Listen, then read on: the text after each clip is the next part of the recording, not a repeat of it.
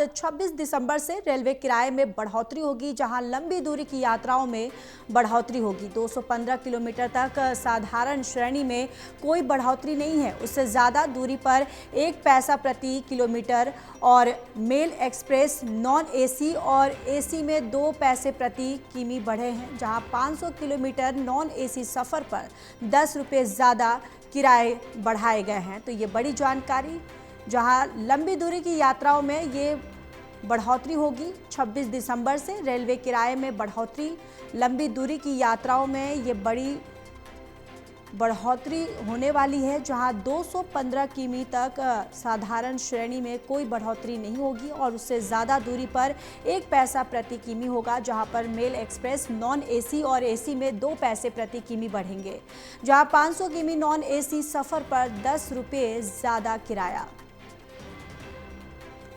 और इसी खबर पर ज़्यादा जानकारी के साथ असिस्टेंट एडिटर ललित नारायण कांडपाल हमारे साथ जुड़ चुके हैं। ललित, देखिए, अब 26 दिसंबर से रेलवे किरायों में बढ़ोतरी की जा रही है। बिल्कुल, आपने सही कहा कि रेलवे ने जो है किराया बढ़ाने का ऐलान किया है और 26 दिसंबर से ये किराया जो है लागू होगा। जी। सबसे विशेष बात यह है कि लंबी दूरी की यात्राओं पर इसका ज्यादा असर होगा।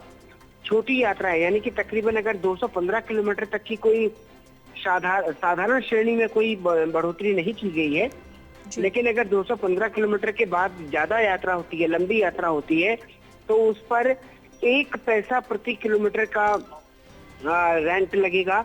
मेल एक्सप्रेस नॉन एसी और एसी में 2 पैसे प्रति किलोमीटर बढ़ेगा और 500 किलोमीटर नॉन एसी सफर पर जो है 10 रुपए ज्यादा देने होंगे।